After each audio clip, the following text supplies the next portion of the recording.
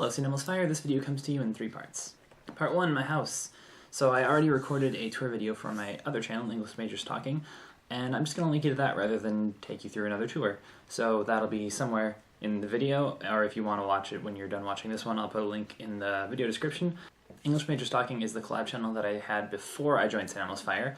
It was sort of on hiatus for a while my friend Kel traveled to California to move there, and I was in the middle of buying a house, so we didn't really have a lot of content coming out, but I posted a new video there. Hopefully I'll be making videos for both channels now, so we'll see how that goes. Part 2 is the movie survey, so let's just get started with that. What is the first film you remember seeing? I don't really remember the first movie that I ever saw, but for some reason the movie that keeps sticking out in my mind as the first movie that I ever saw is The Wizard of Oz. I kind of doubt that it was the first movie that I ever saw, but I think it's the first one that I have a memory of seeing. I vaguely remember being really young and watching it with somebody. I don't remember what I thought about it or anything, I just remember that I watched it. Is it possible to have a favorite film? If so, what's yours? I think it's definitely possible to have a favorite film. I don't know that I have one though, because I have a really hard time picking just one. In high school I was super into The Matrix, and that was my favorite movie for quite a while, up until the third movie in the trilogy just sort of ruined everything. I think part of the reason I have such a hard time coming up with a favorite movie is because my favorite genre is generally comedy, and comedy is such a broad spectrum of movies, and if you say your favorite movie is a comedy, people kind of judge you for that. Like when we talk about great movies, you're supposed to pick something that has a greater emotional experience. You're not supposed to pick a comedy, but the thing about comedy is that there's a whole bunch of really terrible comedy movies out there, and everybody just sort of assumes that's what you mean. So when I talk about comedy, I really like movies like Shaun of the Dead or Hot Fuzz, in fact pretty much anything made by Edgar Wright, because they have this amazing way of creating a comedy that is super intelligent and knows exactly when to make fun of itself and when to make fun of other movies, and it just always works really well. But even though I could watch those movies again and again and not get sick of them, I still don't know that I would call them my favorites, just because I have such a hard time coming up with a list of requirements for what it is to be a favorite movie. Is it rewatchability, or is it the influence that it had on you the first time you watch it, or is it how much you would recommend it to other people? I don't know, it's really challenging. What film makes you cry? I'm not really a movie crier.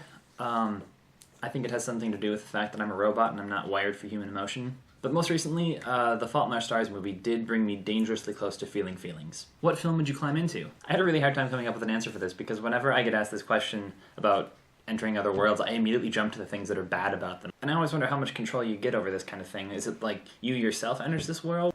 Sure, I could enter the Harry Potter world, but would I be a different person, or would I still just be me? In which case I would just be a muggle and life would pretty much go on as normal. Maybe I already am in the Harry Potter world. Or maybe I would enter the Star Wars world, and I would live on Alderaan, and I would be destroyed by the Death Star. And then Melissa made a suggestion that I actually liked, and not for an actually cool reason. I would go with the Star Trek universe, because the Star Trek movies are always going on and on about how back on Earth they've eliminated hunger and poverty and disease, and it's just this great utopian society where everybody gets along. I mean, all of the action and adventure that happens in Star Trek movies are probably 1% of what life is like for people there. Most people are probably living back home, living pretty typical lives, except that they're not hungry, they don't have to worry about disease, they're not living in poverty, and they have holodecks to play video games in.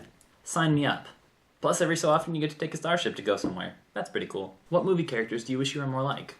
I'm going to cheat a little bit on this one. The character that I would choose is Hawkeye Pierce from MASH, which there was a movie made of it, although the version of Hawkeye Pierce that I'm thinking of is really from the TV show, because I wasn't too crazy about the movie. So when I was growing up, I was a really serious kid. I didn't have much of a sense of humor, and it was really foreign to me, this concept of being able to laugh at yourself. And I really don't know why, I just took everything really seriously, and I didn't have much of a sense of fun.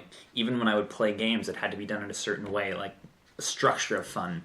And I remember that sometimes my dad used to take me to my grandpa's house, and they would sit and watch MASH together. It was a show that they both enjoyed, and I would watch it, and over time I started realizing that the character Hawkeye Pierce was really interesting to me, because he had this way of laughing through pain without ignoring the pain. He acknowledged it, but then just sort of worked around it. And it was really through that character that I learned what it meant to have a sense of humor. I learned what it meant to be witty and to be sarcastic, and how powerful a joke could be and what you could really do with it. Obviously, Hawkeye Pierce is not a role model in every aspect of his personality, but that particular element of him was hugely important to me growing up, and I really do think that I would not be nearly the entertaining of a person that I am today if it wasn't for growing up watching that show. How have films influenced your work as a video maker?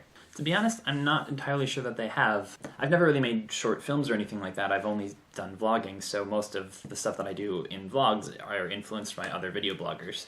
not so much filmmaking. Like, I've never thought of the process as having a director and a producer, even though that was all me. And I know that's basically what's going on here, but I've never really thought of it in that light. So I've never watched a movie and thought I could apply that to a video blog. But that said, I once mentioned something on a video on my other channel, how whenever I see a movie, I don't know if it's something about being closed in a dark room or having, you know, only this one giant thing to fixate on, but every time I see a movie in the theater, it makes me hugely motivated to go and just do anything. Like, I really want to write a story based on something that I thought of during the movie, or I really want to make a video about something that I saw in the movie, and usually that goes away as soon as I walk out of the theater, but for that little bit, I'm seriously motivated. So I guess in that respect, seeing a really great movie does make me want to create something great also.